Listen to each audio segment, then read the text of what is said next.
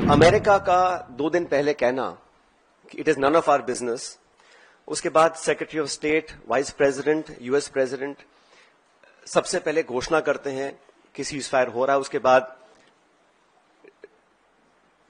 पाकिस्तान और भारत भी सीजफायर का ऐलान करते हैं।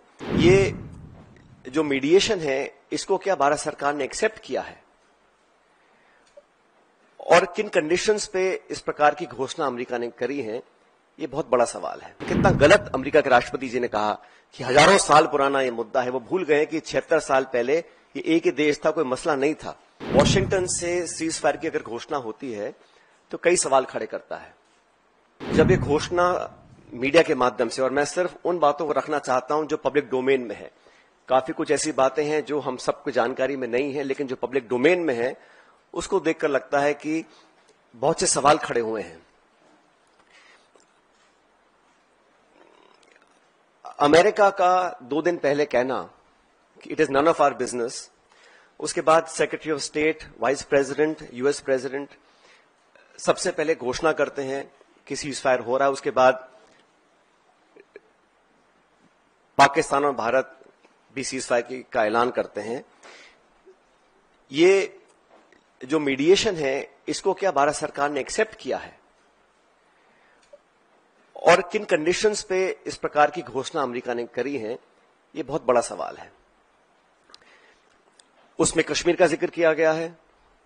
सेक्रेटरी स्टेट ने बोला है कि एक न्यूट्रल साइट पर कश्मीर के मुद्दे को, और कितना गलत अमेरिका के राष्ट्रपति जी ने कहा कि हजारों साल पुराना ये मुद्दा है। वो भूल गए कि 76 साल पहले ये एक ही देश था, कोई मसला नहीं था, लेकिन उन्होंने कश्मीर के मुद्दे को उठाया। और मुझे लगता है कि ये इंडिया पाकिस्तान को हाइफनेट करने की दोबारा कोशिश की गई है।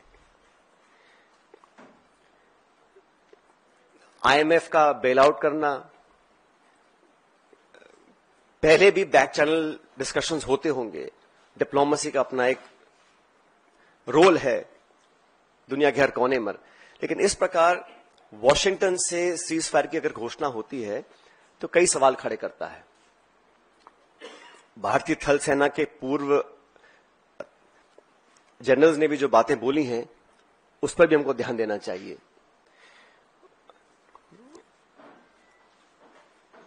मैं मानता हूं कि सीज फायर की घोषणा के बाद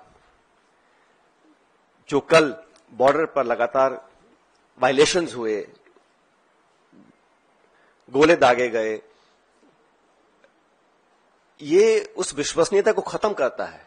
अगर सीज फायर हुआ है, अनाउंस हुआ है, दोनों पक्षों ने, डीजीएमओज ने बात कर सीज फायर की घोषणा करी है, उसके तुरंत बाद रात भर जो खबरें हमें देखने को मिली हैं, उसमें निरंतर वायलेशंस हुए हैं सीज फायर के।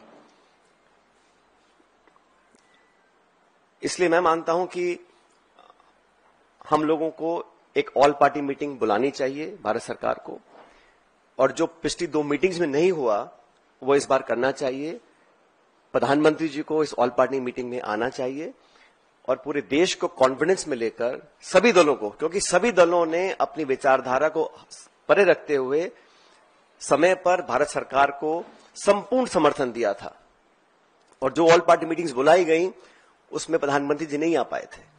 तो एक और ऑल पार्टी मीटिंग बुलानी चाहिए जिसमें वो सबको कॉन्फिडेंस मिले, सब पॉलिटिकल पार्टीज को और देश को कॉन्फिडेंस मिले कि सीज फायर हुआ है, किन शर्तों पर हुआ है, और अगर सीज फायर की घोषणा के तुरंत बाद रात भर पाकिस्तान गोलाबारी कर रहा है, सरहद पर मोटर फायर कर रहा है, तो उनकी विश्वसनीयता पर कब तक विश्वास किया जा सकता है, और क्या गारंटीज हैं कि भविष्य में इस प्रकार की घटना को अंजाम नहीं दिया जाएगा। क्योंकि पाकिस्तान की सेना, पाकिस्तान का पॉलिटिकल सेटअप इस देश से बहुत फर्क है। तो वहां पर क्या अश्योरेंसेस हैं, क्या गारंटीज हैं, और क्या विश्वसनीयता बची है कल की ढेर सारी वायलेशंस के बाद, ये एक बहुत बड़ा सवाल है। हमसे जुड़े रहने के लिए हमारे YouTube चैनल को सब्सक्राइब करें और नई वीडियो की नोटिफिकेशन के लिए बेल आइकॉन को दबाएं।